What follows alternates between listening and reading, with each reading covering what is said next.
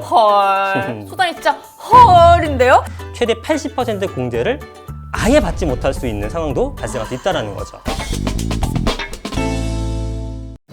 안녕하세요. 내 집 마련에 조금이라도 도움이 되는 부동산 또는 재테크 정보를 소개하는 코너 집저테크의 경아입니다. 여러분 벌써 5번째 시간이에요. 오늘도 힘차게 달려 달려. 안녕하세요, 이승훈 소장입니다. 경아님 반갑습니다. 반갑습니다. 네. 아니 수장님, 예전에는 저는 뉴스를 들으면 이해가 안 돼서 그냥 쑥 하고 지나가던 내용들이 요즘은 이해가 아주 쏙쏙 되는 것 같아요. 점점 이제 아시는 게 많아지니까 정말 재밌어지죠. 그러면 오늘도 이슈가 되는 부동산 정보에 대해서 한번 알아볼까요? 네, 렛츠 고고! 자, 오늘의 강의 주제. 자, 다주택자에 대한 장기 보유 특별 공제의 변경 내용입니다. 혹시 장기 보유 특별 공제라고 들어보셨나요? 네, 지금으로부터 2년 뒤인 2023년부터 바뀐다는 건 들었어요. 세금이 막 폭탄처럼 나올 수도 있다고 이곳저곳 좀 말들이 많더라고요. 확실히 정보력이 좋아지셨네요. 맞습니다. 요즘 나온 개정안 중에 가장 이슈가 되고 있는 부분인데 장기 보유 특별 공제가 도대체 무엇인지 23년부터는 어떤 변화가 있는지 알아보겠습니다. 자, 경아님, 양도세에 대해서 함께 배워봤었죠? 네. 일단 장기 보유 특별 공제를 설명하기에 앞서 양도세를 살짝 복습하고 가봅시다. 양도세는 어떨 때 발생하는 세금일까요? 쌤이 알려주시는 줄 알았는데 제가 답변해야 되는 거군요. 네. 자, 양도라는 거 내가 가지고 있다가 다른 사람한테 준다는 거니까 팔 때 내는 세금이요. 맞죠? 아주 잘 기억하고 계시네요. 자, 내 부동산을 다른 사람에게 팔게 되면 양도소득세라는 게 나오게 됩니다. 내가 재산을 구입했을 때의 금액에서 재산을 팔 때 차익이 남게 되면 거기에 대해서 내는 세금이 양도소득세라고 보시면 될 것 같아요. 기억나요? 저희 3강에서 배웠잖아요. 맞습니다. 양도를 하는 과정에서 이익을 보게 되면 일종의 소득이 생기게 되고 여기에 대한 소득세를 내게 되죠. 그 소득 금액에 대한 세금이 양도세라고 보시면 될 것 같아요. 네. 자, 하나 가정을 해볼게요. 경아님이 15억의 어떤 집을 샀는데 그것을 18억 정도에 팔았습니다. 네. 그러면 경아님의 양도소득 금액은 얼마가 될까요? 저 3억이요, 3억. 이 자리에 앉아가지고 3억 번 거잖아요. 그렇죠. 경아님의 양도소득 금액의 3억 네. 이것에 대해서 부과하는 세금이 경아님의 양도소득세가 되는 겁니다. 역시 예를 들어주시니까 훨씬 이해가 쉽네요. 그렇죠. 양도세에 대한 기본적인 개념을 이제 다시 천천히 짚어봤기 때문에 네. 이제부터는 양도소득세 공제 중에 한 이슈가 되는 장기보유 특별공제에 대해서 제대로 알아보겠습니다.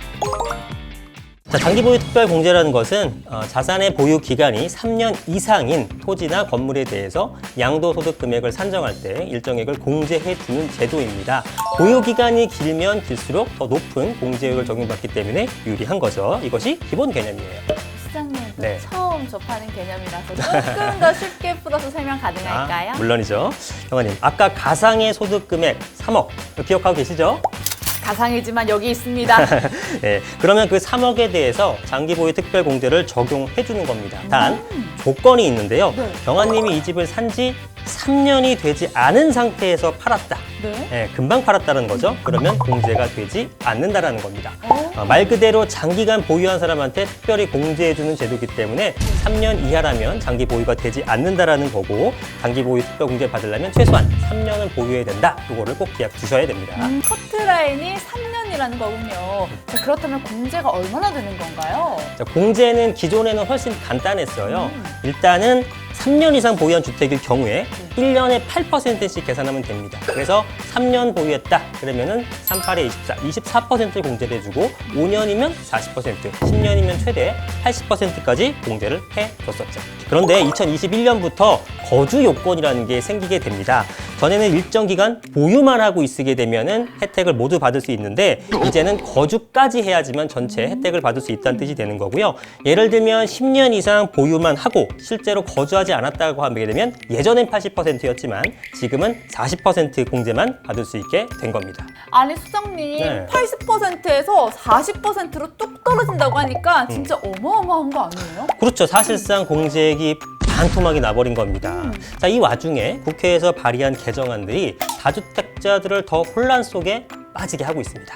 왜요? 어차피 장기 보유 특별공제는 1세대 1주택자분들에게 적용되는 거 아닌가요? 기존에는 다주택자였다 하더라도 처분 후에 주택 한 채만 남은 상태에서는 보유, 거주 기간을 감안해 공제를 받았는데 개정안에서는 다주택자로 있던 보유 기간을 산정하지 않기로 바꿀 생각입니다. 아니 그렇다면 다주택자의 경우에도 장기 보유 특별공제를 그 전에는 받을 수 있었던 건가요? 일단 이렇게 설명을 해볼게요. 예를 들면 집이 A라는 주택과 B라는 주택 두 개를 가지고 있다가 2018년도에 A주택을 먼저 팔게 되면 2021년도에는 이제 하나의 주택만 남게 되는 거잖아요. 그렇죠. 네, 두 개였다가 하나가 되었으니까 다주택자에서 1주택자가 된 거. 그렇죠.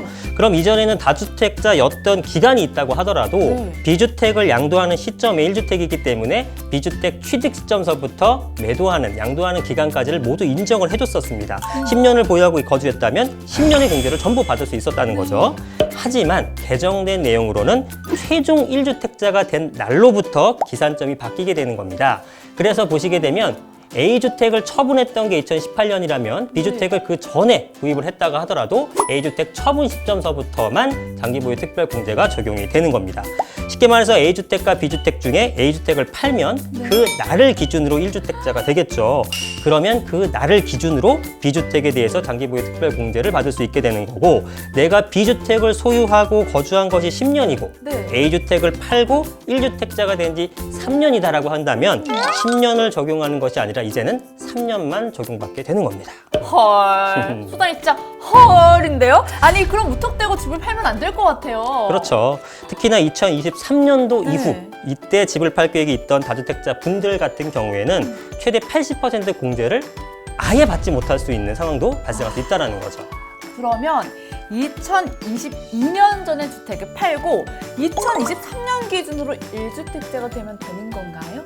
현재로서는 그게 가장 좋은 방법일 것 같긴 한데 네. 현실적으로 부동산을 그렇게 빠른 시일 내에 급하게 양도하는 게 쉽진 않죠. 쉽지 또 않죠.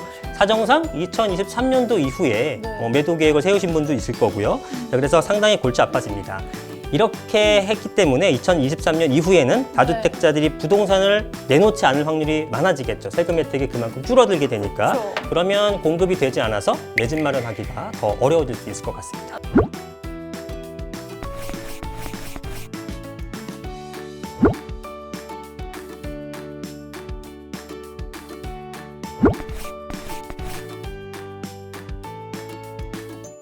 그 외에도 다양한 변화가 있는데요. 네. 일단은 제일 먼저 고가주택의 기준을 9억 원에서 12억 원으로 상향을 해줬습니다. 그래서 1주택 비과세 금액도 9억 원에서 12억 원으로 늘어나게 되죠. 그러니까 9억이 아니라 12억 원까지 비과세가 되는 겁니다.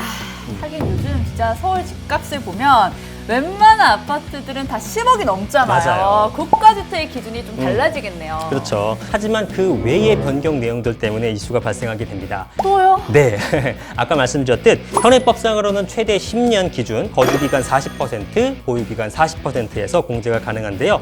개정안에서는 거주기간 40%는 변동이 없지만 보유기간에 대한 공제가 틀려지게 되는데 양도 차익별로 공제율이 달라지게 됩니다. 자, 양도 차익 5억 원 이하는 변동이 없고 5억 원에서 10억 원까지는 10%가 줄어들어서 30%, 10억에서 15억은 20%, 15억 원 초과는 불과 10%밖에 인정을 해주지 않겠다라는 거죠. 아유, 소장님, 네. 그때 숫자가 너무 많아지니까 좀 한계치가 사탕이라도 좀. 자, 그럼 간단하게 확인해 볼까요? 네. 자, 현행법 기준으로는 최대 40% 그리고 거주 40% 총 80%를 공제받을 수 있다고 말씀드렸어요. 여기까지는 쉽죠? 쉬워요. 네. 그런데 법안이 개정이 된다면 양도 차익별로 공제가 틀려지게 되는데 5억 원 이하는 40% 변동이 없지만 최대 15억 원 초과 같은 경우에는 10%밖에 공제가 되지 않기 때문에 총 50% 공제밖에 되지 않는다는 겁니다. 15억 원 초과분에 대해서는요. 아니, 그러면 30%나 차이가 나는데요? 제가 PPT를 보면서 한번 설명 드려볼게요. 네. 자, 1세대 1주택자가 10년 보유 거주를 했고 10억의 주택을 매입했다가 26억 원에 매도했다고 가정을 해보죠. 그러면 양도 차익이 16억 원이 되는 겁니다. 자, 이랬을 때 양도 차익분의 양도 차익이 16억 원이고요. 비과세를 적용해 줍니다. 비과세가 9억에서 12억으로 상향됐기 때문에 26억 원에서 12억을 빼주는 14억. 그래서 양도 차익과 비과세 적용분을 곱해준 다음에 양도 가액을 빼주게 되면 실제로 양도 차익이 나오게 됩니다. 자, 그 상태에서 공제율을 곱해주게 되고 그 다음에 세율을 곱해주게 되면 대략 6천만 원 정도가 나옵니다. 그러니까 16억 원, 양도 차익이 16억 원이기 때문에 굉장히 클 걸로 같아 보이지만 비과세 적용을 받고 나머지 부분에 대해서도 보유기간에 대한 장기보유 특별공제를 최대한 받게 되게 되면 세금을 많이 줄일 수 있다는 겁니다. 1세대 1주택의 혜택이라고 볼 수 있겠죠. 그럼 1주택자여도 양도차익이 큰 경우에는 낭패일 것 같은데요? 그렇죠. 이번 개정안이 발의가 된다고 하면 2023년부터 다주택자들 뿐만 아니라 1주택자 분들에도 양도차익이 크다면 이런 분들에게는 큰 타격을 받게 됩니다. 그래서 2023년 이후에 주택 판매 예정자 분들이나 다주택자 분들은 이 개정안 입법 여부를 살펴보고 미리 충분한 대응책을 마련하셔야겠습니다.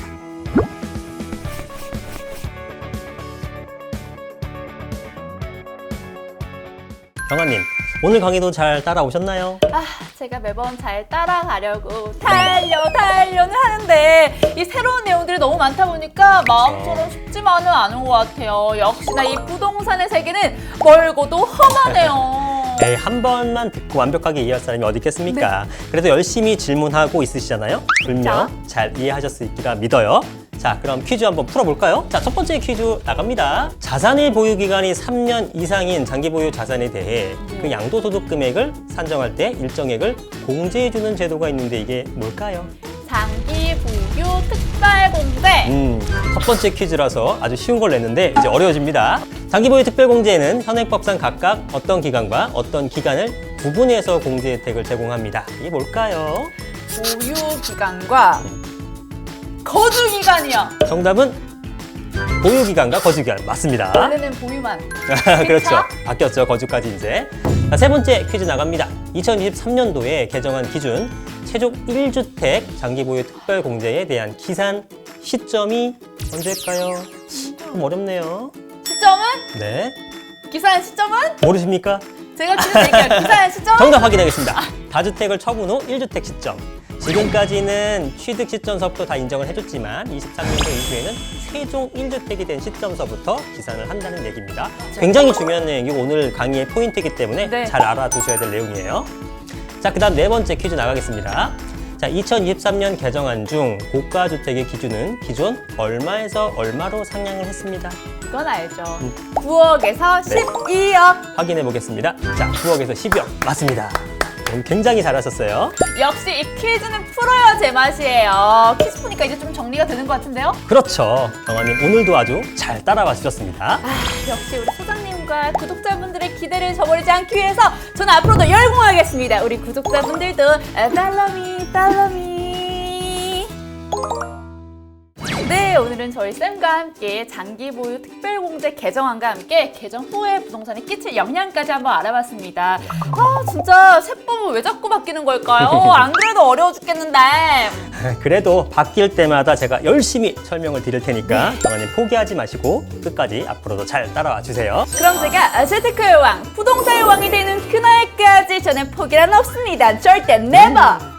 아주 좋은 자세입니다. 다음 화에도 내 집 마련에 도움이 되는 내용들로 찾아올게요. 저는 경아. 이승훈 소장이었습니다. 안녕히 계세요.